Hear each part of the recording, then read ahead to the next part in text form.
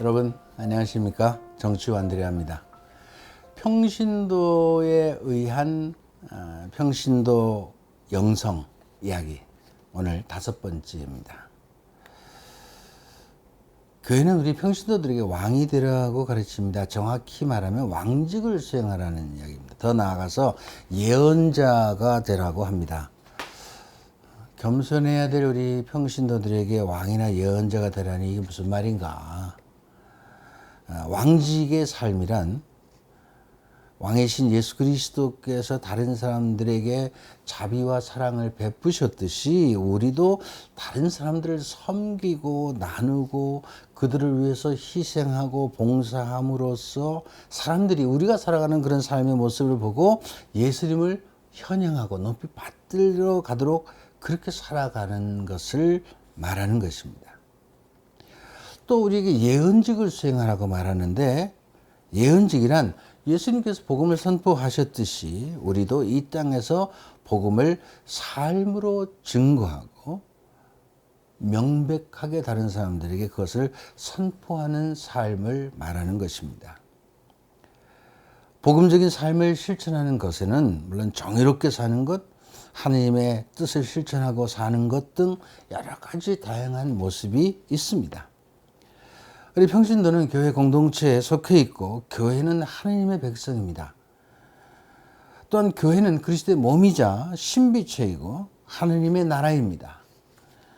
그래서 그리스도인 우리들은 교회 공동체의 한 사람으로서 그리스도의 몸의 자격이 있고 그리스도의 몸의 자격으로 예수 그리스도가 세상을 사셨던 것처럼 사제직, 예언직, 왕직을 충실하게 살아야 합니다.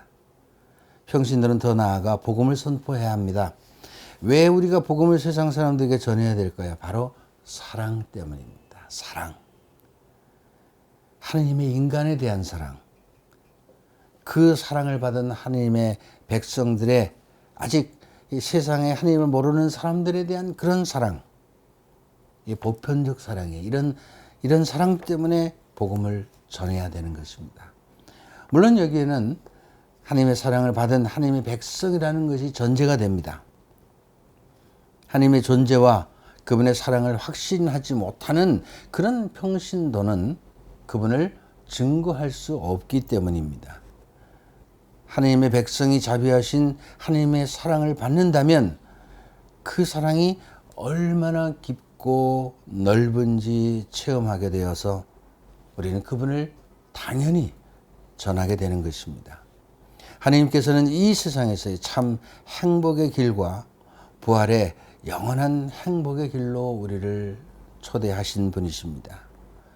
복음을 전해야 하는 또 다른 이유는 예수님께서 교회에 남기신 유언이기 때문입니다.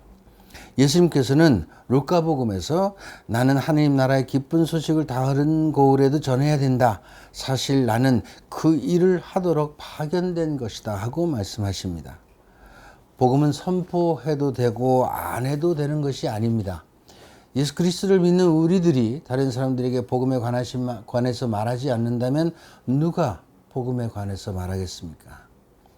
복음을 믿고 받아들인 우리들이 다른 사람들에게 복음을 선포하고 증거하고 하지 않는다면 누구도 우리를 대신해서 세상 사람들에게 복음에 관해서 말하지 않을 것입니다. 전하는 사람이 있어야 들을 수 있고 들어야 믿을 수 있습니다.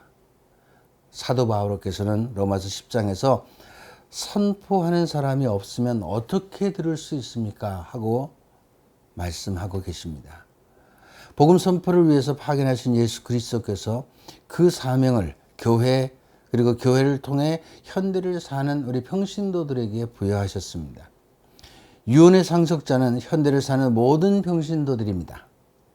복음 선포는 하나님의 구원 계획 안에서 이루어지는 일이며 사목자나 전문 선교사들에게만 그 직무가 소요된 것이 아니라는 겁니다. 교회 구성원인 모두에게 맡겨진 직무입니다. 세례 성사로서 예수 그리스도의 사제직, 예언직, 왕직에 참여하는 평신도 모두에게 부여된 의무입니다. 우리가 다른 사람들에게 복음을 전한다면 우리는 영적으로 풍요로움을 느낄 수 있습니다. 그리고 우리는 또한 영적으로도 성장할 수 있습니다. 이런 것이 영성적인 삶이죠. 나이가 많아질수록 세월 가는 속도가 빨라진다고 합니다. 세월 가는 속도가 빨라진다는 것은 이제 목적지가 점점 눈앞에 가까워진다는 거죠. 근데 왜 자꾸 우리는 출발선만을 바라봅니다. 자꾸 뒤를 돌아보고 내가 왜 그걸 못했을까? 그때 내가 그러지 말았어야 했는데 조금 더 내가 잘했으면 이런 일이 벌어지지 않았을 텐데. 이게 다 지나간 세월입니다.